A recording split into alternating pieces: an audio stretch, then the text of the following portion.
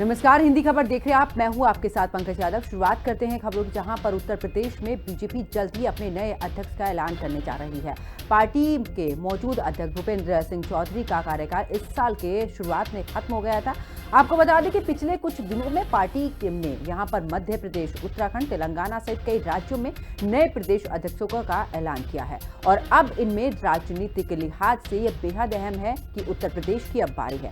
उत्तर प्रदेश में 2027 में विधानसभा चुनाव होने हैं और इस लिहाज से पार्टी तमाम जातीय और इसके अलावा क्षेत्रीय समीकरणों को ध्यान में रखते हुए ही अगले अध्यक्ष का चुनाव करेगी। इसके बाद पार्टी को अपने राष्ट्रीय अध्यक्ष का भी चुनाव करना है।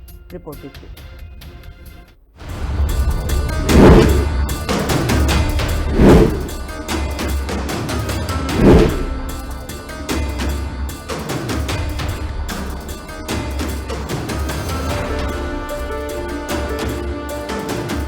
यूपी विधानसभा चुनाव में 1.5 साल का वक्त बचा है। सत्ता सिंहासन की लड़ाई के लिए जंग तेज हो गई है। ऐसा कयास लगाया जा रहा है कि 27 की फाइट भारतीय जनता पार्टी और समाजवादी पार्टी के बीच हो सकती है। लिहाजा यूपी साधने के लिए दोनों पार्टियां एक बार फिर से चक्रव्यूह रचने की कोशिश में हैं। 2027 में विधानसभा चुनाव हैं। उससे पहले 2026 में उत्तर प्रदेश में पंचायत चुनाव हैं।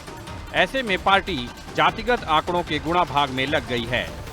क्या 2027 को ध्यान में रखते हुए क्या बीजेपी प्रदेश के संगठन में बदलाव होगा या फिर सरकार में बदलाव देखने को मिलेगा? क्योंकि लगातार ये कयास लगाए जा रहे हैं कि संगठन के साथ साथ सरकार में भी बदलाव देखने को मिल सकता है और कहीं ना कहीं जो 2027 की तैयारियां हैं भारतीय जनता पार्टी की, उसको ध्यान में रखते हुए संगठन स्तर के साथ साथ सरकार में भी कई अहम चेहरे जुड़ेंगे जो उत्तर प्रदेश में 2027 की विधानसभा चुनाव में एक निर्णायक भूमिका तय करेंगे। तो ऐसे में देखना होगा कि जब उत्तर प्रदेश में बीजेपी के नए प्रदेश अध्यक्ष का ऐलान होता है तो उसके बाद संगठन और सरकार में किन नए चेहरों को शामिल किया जाता है। विधानसभा चुनाव में बीजेपी विकास के मुद्दे पर सियासी पिच तैयार कर रही है, तो वहीं अखिलेश की समाजवादी पार्टी पीडीए यानी पिछड़ा दलित अल्पसंख्यक के मुद्दे को लेकर एक बार फिर से रण में उतरेगी।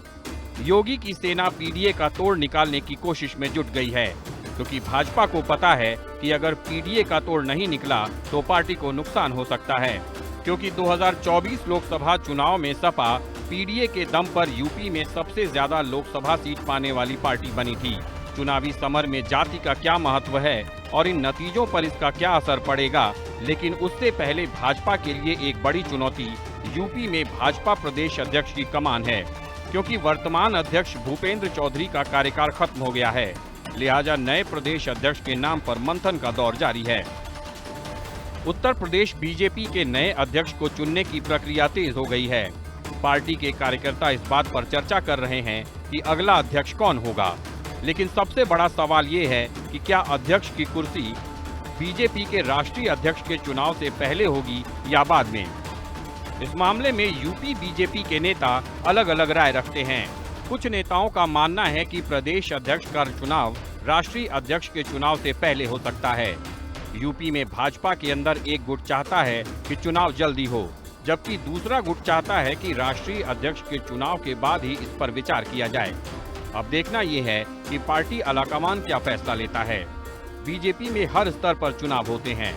सबसे पहले बूथ स्तर पर चुनाव होते हैं, फिर मंडल स्तर पर, फिर जिला स्तर पर और फिर प्रदेश स्तर पर। हर चुनाव में कुछ खास लोग ही वोट डाल सकते हैं। जैसे प्रदेश अध्यक्ष के चुनाव में प्रांतीय पार्षद, विधायक और सांसद ही वोट डाल सकते हैं।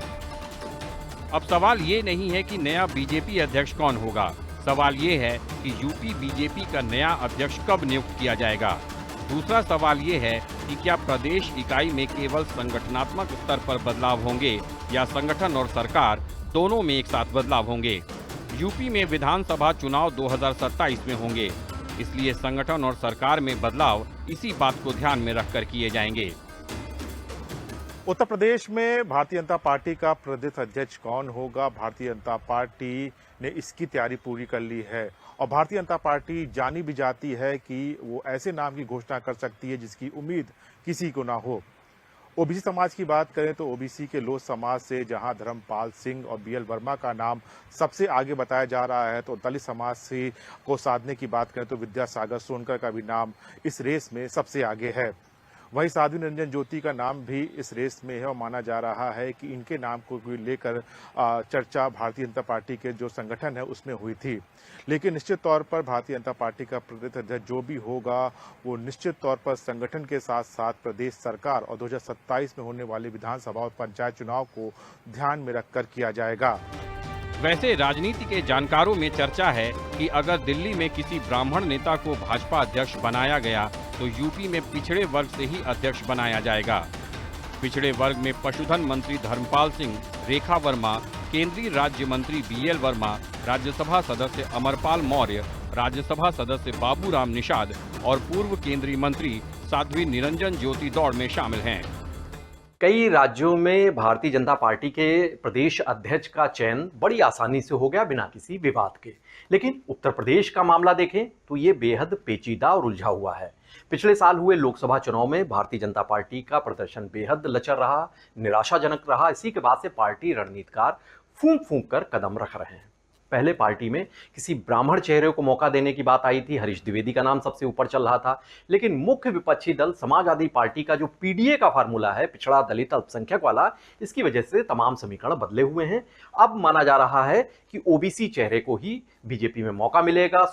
वहीं ब्राह्मण समाज भी प्रदेश अध्यक्ष पद के लिए दबाव बना रहा है। समाज के नेताओं का तर्क है कि लोकसभा चुनाव में भी समाज भाजपा के साथ रहा है। समाज की आबादी के अनुपात में केवल एक डिप्टी सीएम का पद ही दिया गया है, जबकि क्षत्रिय समाज के पास कई महत्वपूर्ण पद हैं। ब्राह्मण समाज से राज्यसभा सदस्य डॉक्टर दिनेश शर्मा, बस्ती के पूर्व सांसद हरीश द्विवेदी, गौतम बुद्ध नगर के सांसद महेश शर्मा, मथुरा विधायक श्रीकांत शर्मा और विद्यासागर सोनकर भी दौड़ में हैं। सबसे महत्वपूर्ण राज्य है, 80 लोकसभा सीटें हैं, तो केंद्र सरकार में बड़ा असर पड़ता है। इस बार पूर्ण बहुमत की सरकार नहीं है, सपोर्ट लेना पड़ा। उसकी वजह भी यही है कि यहाँ पे उत्तर प्रदेश में बीजेपी को काफी लॉस हुआ, तो उसके लिए निश्चित रूप से काफी मंथन हो रहा है और हमेशा मंथन करके ही बीजेपी जो है चयन करती है। हिंदुत्व को लेकर और विकास को लेकर चुनाव जरूर लड़ती है बीजेपी, लेकिन उसके नज़र में कास्ट इक्वेशन भी रहता है, तो जाहिर सी बात है कि वो कास्ट इक्वेशन में किसको प्रदेश अध्यक्ष बनाए, यानी ये भी कैलकुलेशन करना पड़ेगा कि हमारा जो 2 मुख्यमंत्री हैं तो किस जात के हैं और मुख्यमंत्री है तो किस जात का है और किस जात के व्यक्ति को हमको प्रदेश अध्यक्ष मिलाना है। तो मुझको लगता है कि इसको लेके पूरा कैलकुलेशन होगा। हालांकि अध्यक्ष पद की रेस में धर्मपाल सिंह का नाम सबसे आगे है। धर्मपाल सिंह को रक्षा मंत्री राजनाथ सिंह और पूर्व केंद्रीय मंत्री उमा भारती का सबसे करीबी माना जाता है। धर्मपाल सिंह 2016 में भी बीजेपी प्रदेश अध्यक्ष के दावेदार थे, लेकिन उस दौरान केशव प्रसाद मौर्य ने बाजी मारी थी। लेकिन 2017 विधानसभा चुनाव में यूपी की भाजपा की सरकार बनने पर धर्मपाल सिंह को कैबिनेट मंत्री बनाया गया। कौन होगा यूपी का कप्तान? रेस में धर्मपाल सिंह सबसे आगे। धर्मपाल सिंह आरएसएस के स्वयंसेवक रहे। संघ की योजना से ही वो राजनीति में आए। बरेली के आंवला सीट से विधायक हैं। 1996 में पहली बार विधायक बने। 27 मार्च 1997 से 20 दिसंबर 1997 तक राज्य मंत्री रहे। कल्याण सिंह सरकार में पंचायती राज मंत्री रहे। 11 अक्टूबर 2002 से 29 अगस्त 2003 तक श्रम मंत्री रहे। योगी सरकार 1 में सिंचाई मंत्री रहे। योगी सरकार 2 में 25 मार्च 2022 से लगातार पशुधन मंत्री हैं।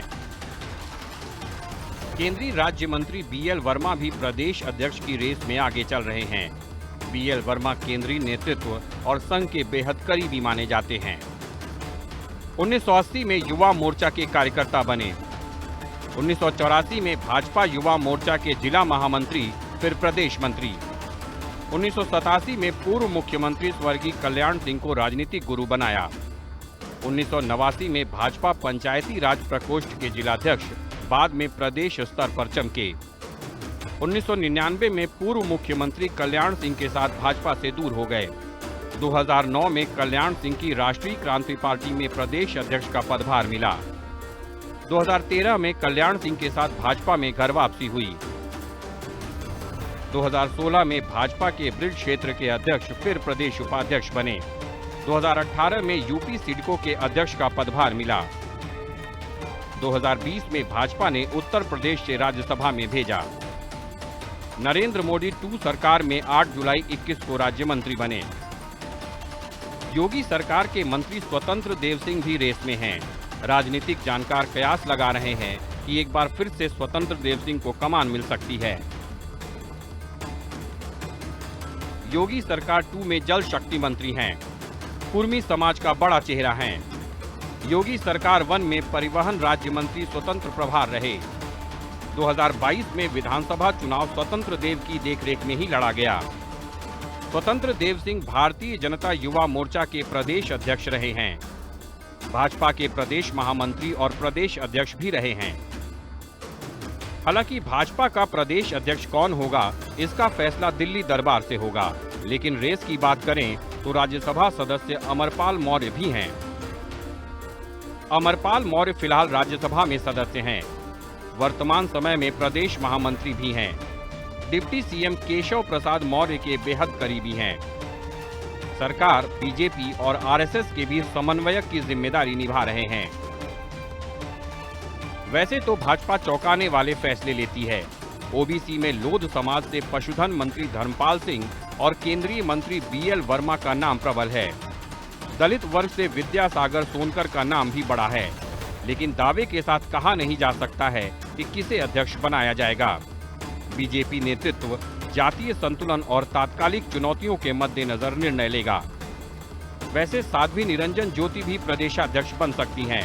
साध्वी निरंजन ज्योति का लोध समाज में वर्चस्व है। साध्वी निरंजन ज्योति मोदी सरकार 1 और 2 में मंत्री रही हैं। हालांकि 2024 में फतेहपुर से चुनाव हार गईं। साध्वी निरंजन ज्योति का लोधी समाज में वर्चस्व है। 2027 में विधानसभा चुनाव होने हैं और 2026 में पंचायत चुनाव होने हैं। और इन दोनों चुनाव की बात कर लें तो भारतीय जनता पार्टी के अगर सामने कोई पार्टी खड़ी है जो उसको कड़ी टक्कर दे सकती है तो वो है समाजवादी पार्टी।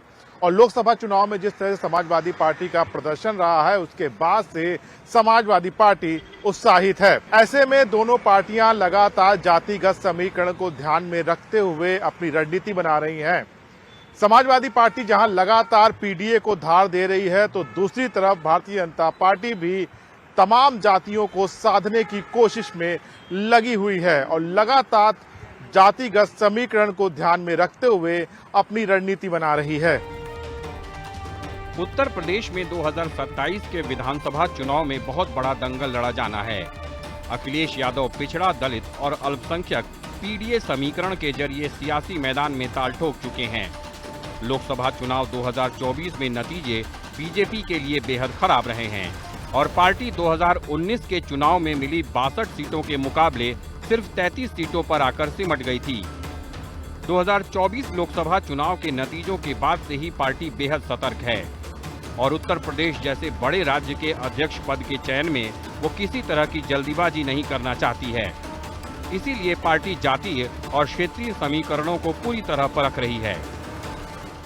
वजह यह है कि इस समय पूरा माहौल ओबीसी पॉलिटिक्स पे केंद्रित है। समाजवादी पार्टी की पूरी कोशिश जो है पीडीए के जरिए ओबीसी को यूनाइट करने की है। लोकसभा चुनाव में सपा को इसका फायदा भी मिला और बीजेपी को भारी नुकसान हुआ था। तो ऐसे स्टेट प्रेसिडेंट ढूंढ रहे हैं वो और लगातार तीसरी बार कोई ओबीसी प्रदेश अध्यक्ष बनने की संभावना लग रही है। ओबीसी ही देने की संभावना ज्यादा दिख रही है। हालांकि बीजेपी की जो सिचुएशन है कास्ट इक्वेशन में वो पॉलिटिकली इस समय थोड़ा उसको ऐसा लग रहा है कि चीजें और बेहतर करने की जरूरत है, तो वो इसी में ज्यादा फोकस करेंगे। चुनावी समर नजदीक है। ऐसे में नेता एक दूसरे को साधने की पुरजोर कोशिश कर रहे हैं। सत्ताधारी पार्टी और मुख्य विपक्षी पार्टी दोनों के बीच जुबानी जंग जारी है। दिल्ली की पॉलिटिक्स को छोड़कर अखिलेश यादव पिछले कई महीनों से उत्तर प्रदेश में डेरा डाले हुए हैं और योगी सरकार पर अलग अलग मुद्दों पर सियासी तीर छोड़ रहे हैं। एक्सप्रेस वे के दोनों ओर 10,000 एकड़ लैंड एक साथ 27 ऐसे क्लस्टर विकसित करने में मदद करेगा।